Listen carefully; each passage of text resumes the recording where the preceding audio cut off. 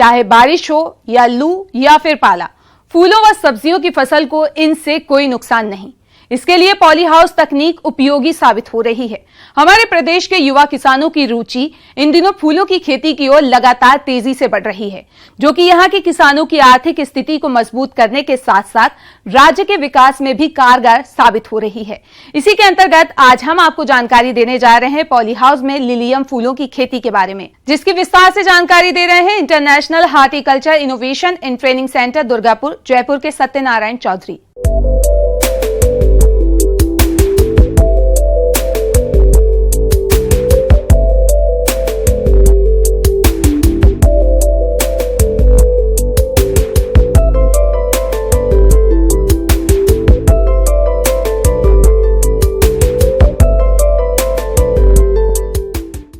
Lilium खूबसूरत फूलों में से एक है। अपनी खूबसूरती और महंगी कीमत के कारण ये धनाढ्य वर्ग के ड्राइंग रूम, बेडरूम और 5 सितारा होटलों में सजा दिखाई देता है। महज 70 दिन की बागवानी वाला ये फूल बागबान और किसानों के लिए भी बड़े फायदे का साबित हो सकता है। लिलियम एक कट फ्लावर है। कट फ्लावर से तात्पर्य है कि एक फूल और फूल के साथ में डंडी, जिनका हम उत्पादन लें, फसल लें, और इस फूल को उगाने के लिए आपको पॉली हाउस की जरूरत पड़ेगी। तो सबसे पहले किसान भाई अपने खेत के अंदर लोहे की पाइप खड़ी करके उसको प्लास्टिक से ढकवा करके पॉली हाउस बनवाएंगे और फिर उसके अंदर खेती का काम शुरू करेंगे। हम लिलियम की खेती करना चाहते हैं तो सबसे पहले आपको मिट्टी को निर्जंतुक करना होगा, साफ सुथरा करना होगा।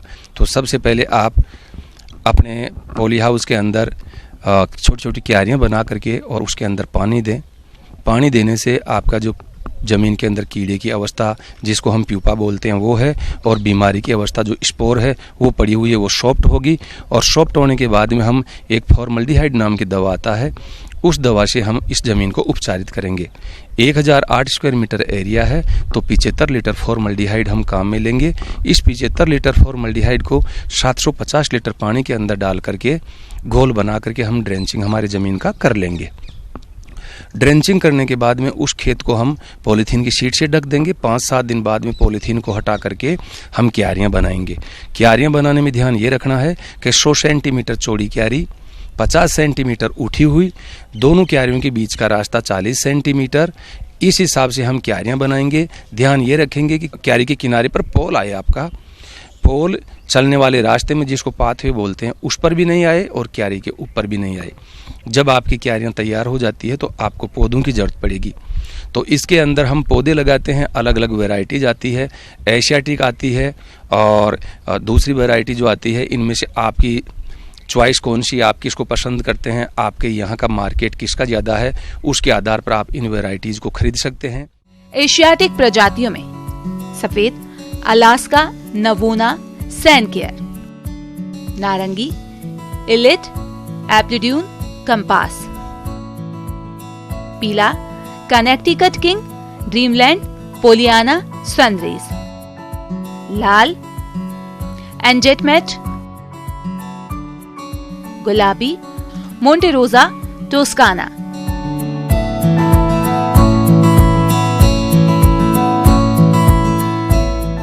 एक पौधा आपको लगभग 30 से लेकर के 50 रुपए तक पड़ेगा। ये डिपेंड करेगा आप कितनी संख्या में पौधे मंगवाते हैं।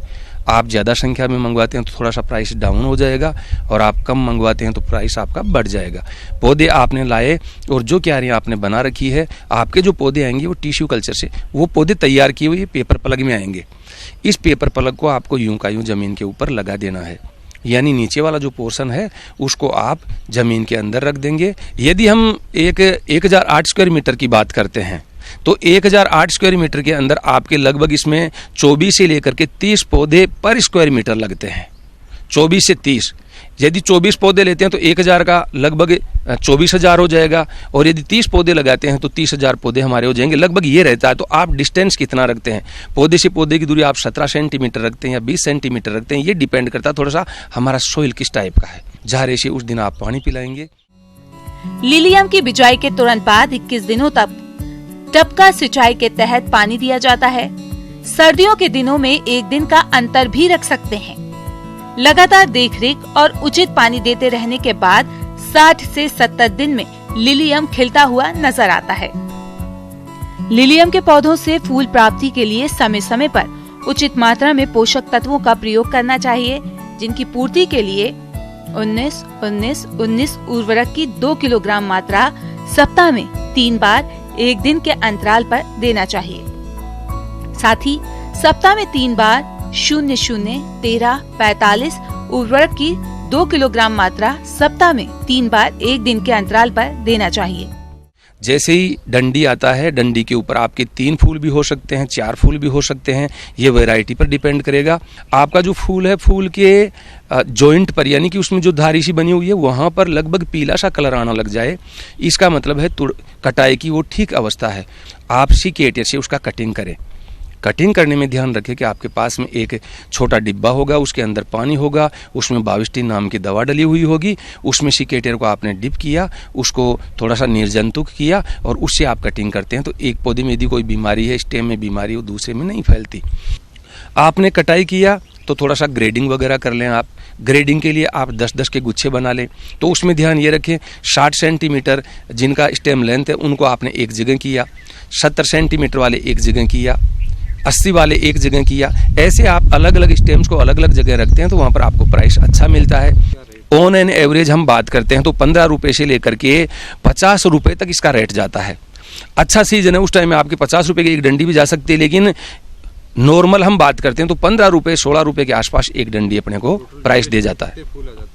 इसके बीज की वजह से बात करते हैं, लगभग 16 से 20 रुपये एक बीज इसका मिलता है। तो हम बीज फसल को लेने के बाद में अपने खेत के अंदर ही बना लें, इस चीज़ का भी ध्यान रखें। और लगभग आप ये मान लीजिए कि 90 से लेकर के 150 स्टिक पर स्क्वायर मीटर आपको मिलना चाहिए। इतना मिल जाता है तो काफ़ी अच्छा आपको मुनाफा हो जाता है।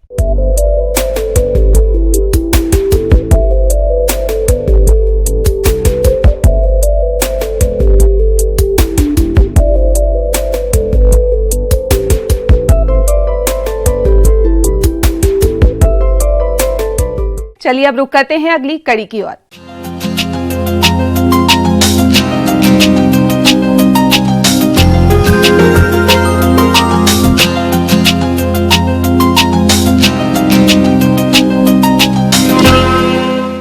आम के बागों में इस समय फल बन चुके हैं, जिसमें इस समय फल गिरने और फटने की समस्या देखने में आ रही है। अगर इस समस्या का आप सही समय पर प्रबंधन कर लेते हैं तो इसके द्वारा होने वाली क्षति से बच सकते हैं। इसलिए इस समस्या का आप किस तरह करें समाधान, इस विषय पर उचित सुझाव दे रही हैं कृषि वैज्ञानिक डॉक्टर रूबी रानी।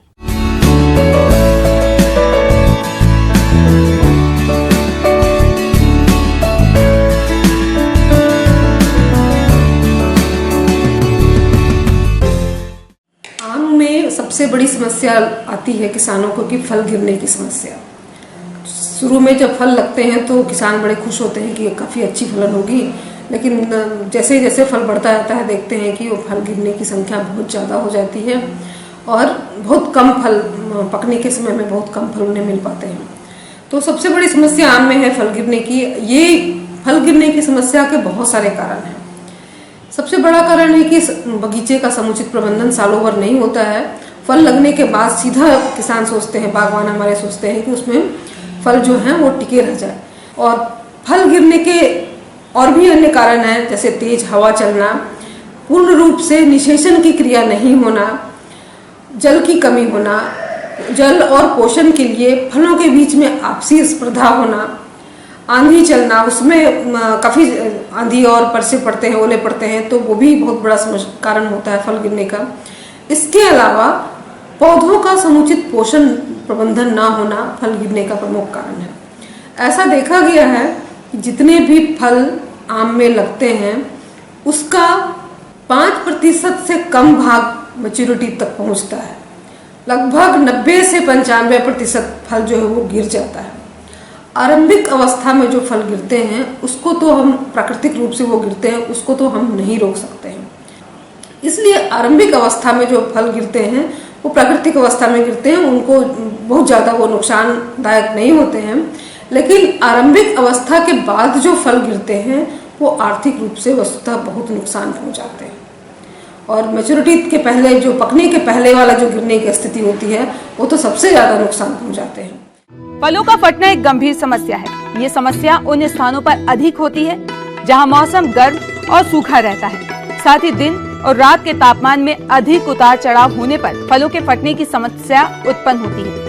कभी कभी ज्यादा दिन तक सूखा पड़ने और बाद में अचानक हुई भारी बारिश के कारण भी ये समस्या फल बागों में देखी जाती है। इतना ही नहीं, हार्मोन्स और पोषक तत्वों के असंतुलित प्रयोग और कमी के कारण भी बागों में फल फटने की समस्या पैदा हो जाती है। तो इसके लिए मैं बता दूं बागवान को कि सबसे पहले समुचित जल प्रबंधन, अनपोषण प्रबंधन और बगीचे की सफाई रखना सबसे ज़्यादा जरूरी है, ताकि कीट व्याधि पौधों में न लगे। पौधों में अगर कीट व्याधि नहीं लगेंगे तो अच्छी फूल आएंगे, अच्छे फल लगेंगे और उसके बाद गिरने की भी समस्या थोड़ी कम होती है। अब फल लगने के बाद लेकिन कम से कम फल गिरे तो उसके लिए एक हार्मोन है, वो ऑक्सिन हार्मोन है। उसका जो कमर्शियल नेम है, जो कि मार्केट में वो नाम से आता है, वो प्लेनोफिक्स है। ये एक हार्मोन है और ये जो है फल गिरने की समस्या को कम करता है। और इसलिए जो है प्लेनोफिक्स की 1 ml की मात्रा 3 लीटर पानी में डाल करके एक पेड़ के साथ 10 से 15 लीटर का घोल बनाएं और 10 से 15 दिनों के अंतराल पे 2 छिड़काव करें।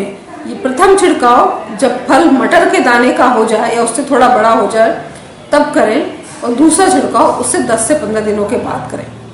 तो ये छिड़काव करने से फल के गिरने में काफी कमी होती है।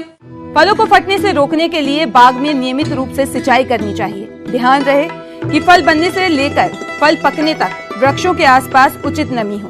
NAA यानी नेफेथिलीन एसिटिक एसिड का 20 ppm का घोल बनाकर पर्णीय छिड़काव करना चाहिए या बोरेक्स 2 ग्राम का प्रति लीटर पानी के हिसाब से घोल बनाकर छिड़काव अप्रैल और मई महीने में जब फल मटर के दाने के बराबर हो तब करना चाहिए। लंगड़ा व दशहरी किस्मों में 2 ग्राम 2,4-D को 100 लीटर पानी मिलाकर अप्रैल के आखिरी या मई के पहले सप्ताह में छिड़काव करना चाहिए।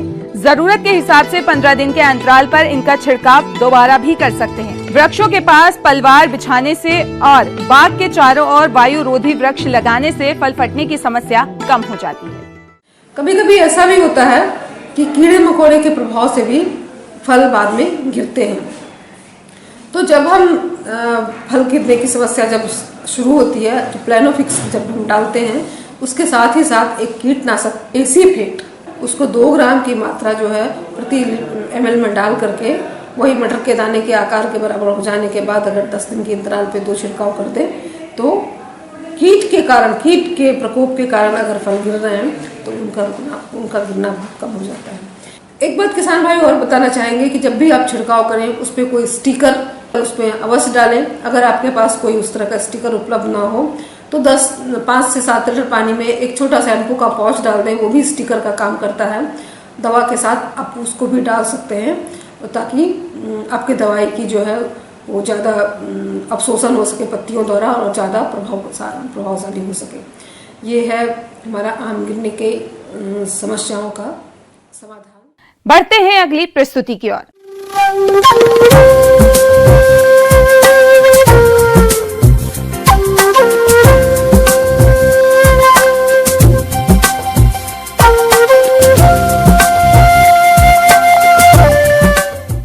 मौसम के अनुसार प्रबंधनों पर ही टिकी है आपकी खेतीबाड़ी, इसलिए मौसम पूर्वानुमान और उस पर आधारित साप्ताहिक कृषि सलाह इस प्रकार है। मौसम विज्ञान विभाग जयपुर से प्राप्त सूचनाओं के आधार पर आगामी 5 दिनों में उदयपुर जिले में आसमान में हल्के बादल छाए रहने की संभावना है। गेहूं की फसल की कटाई मड़ाई का प्रबंध कर लें। मौसम की स्थिति अनुसार फसल कटाई कर सुरक्षित करें। जायद मूंगफली में सुइयां बनते समय सिंचाई करें। तापमान एवं मृदा में उपस्थित नमी के अनुसार सिंचाई करें। करेला, तुरई, टिंडा, ककड़ी व खरबूजा में फल मक्खी के प्रकोप से फल काणे हो जाते हैं। फल मक्खी के नियंत्रण हेतु काणे फलों को तोड़कर भूमि में गहरा गाड़कर नष्ट कर देवें तथा कीटनाशी दवा मेलाथियोन 50 EC का 1 मिलीलीटर प्रति लीटर पानी की दर से घोल बनाकर छिड़काव करें। किसान अपने खेतों से मिट्टी और पानी के नमूने लेकर मृदा परीक्षण प्रयोगशालाओं में मिट्टी पानी की जांच करवाए। इससे फसल के लिए संतुलित खाद की मात्रा का पता चलेगा। साथ ही पैसों की बचत होगी एवं मिट्टी की उर्वरा शक्ति बढ़ेगी। इस समय वातावरण में तापमान व हवा की गति अधिक होने के कारण वाष्पोत्सर्जन की दर बढ़ सकती है। अतः मृदा में नमी को बनाए रखने के लिए सब्जियों व फसलों में सिंचाई के अंतराल को कम कर 5 से 6 दिन के अंतराल में सिंचाई करें।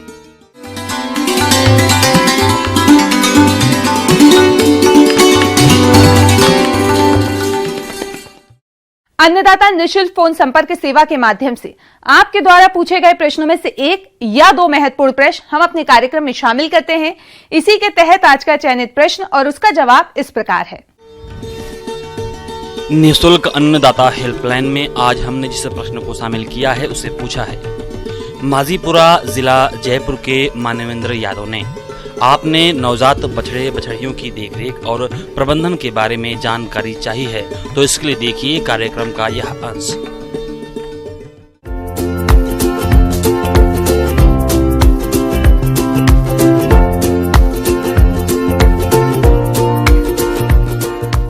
गाय के बच्चे, भैंस के बच्चे की मृत्यु दर कम से कम हो, इसके लिए हम सबको प्रबंध करना चाहिए।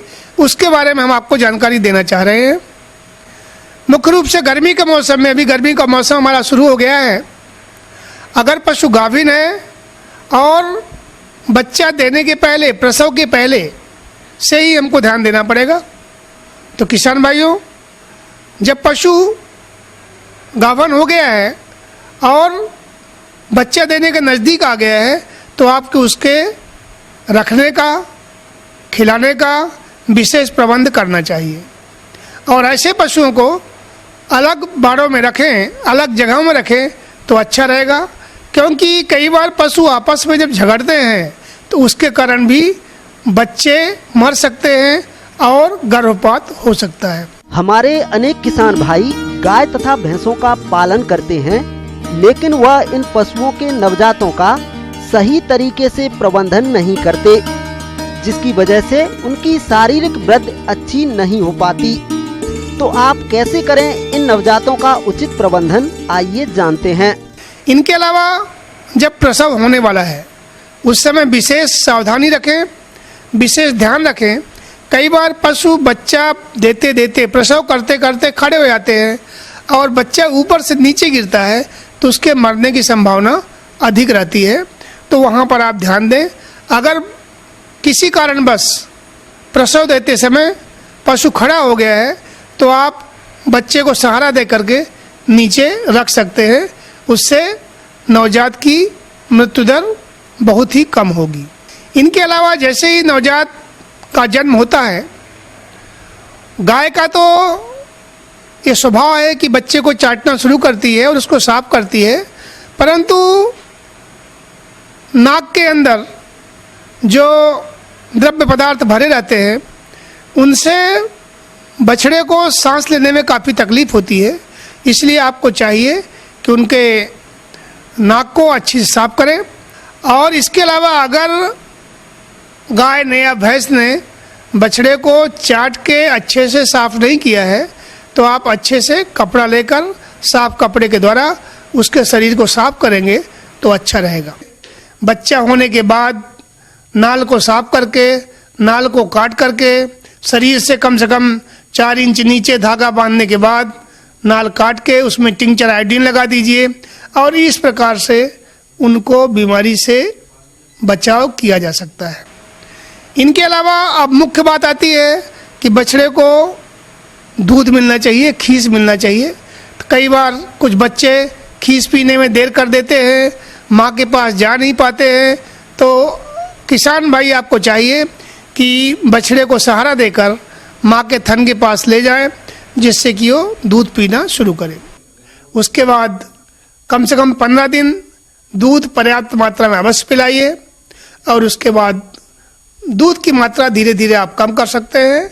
उसके साथ में प्रारंभिक आहार जो हम बोलते हैं खिलाइए, साथ में मुलायम वाले चारे की मात्रा धीरे धीरे बढ़ाते जाइए। इसके अलावा गाय तथा भैंसों के नवजातों का उचित तरीके से आवास प्रबंधन करते हुए अंतःपरजीवियों की समस्या से नवजातों को कैसे बचाएं, इसकी समस्त जानकारी कुछ इस प्रकार से है। इन सब के अलावा रहने के लिए अगर गर्मी का मौसम अधिक है, नवजात के लिए गर्मी अच्छी लगती है, पर अधिक गर्मी नुकसानदायक करती है, लू लगती है।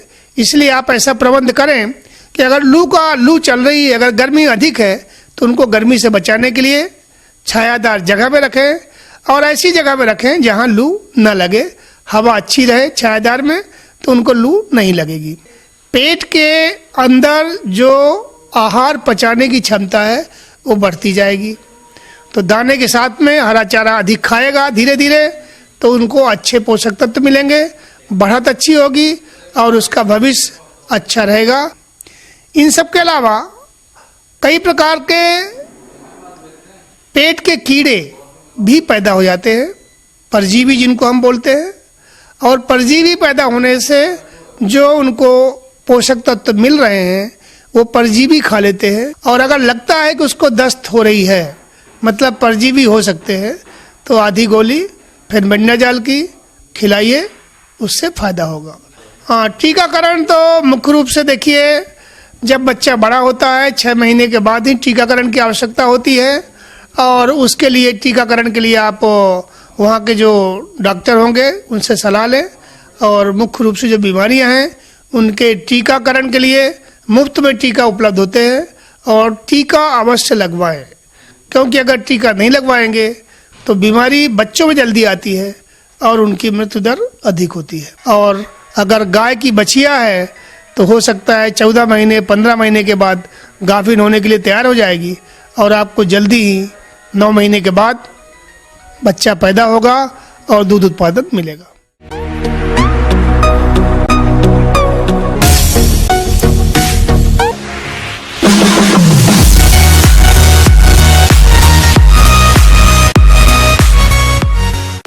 आइए अब एक नजर डालते हैं मंडी के अनुसार फसलों के बाजार भाव पर।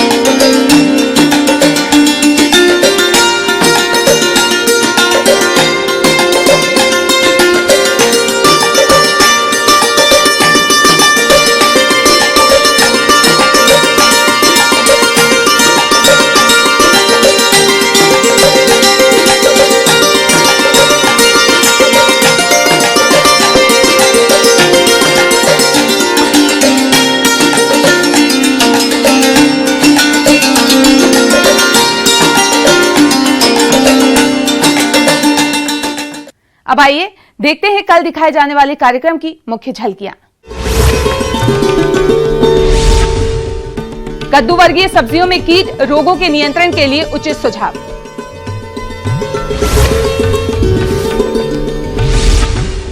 मृदा सौरीकरण करें और कई प्रकार के कीट रोगों से बचाव।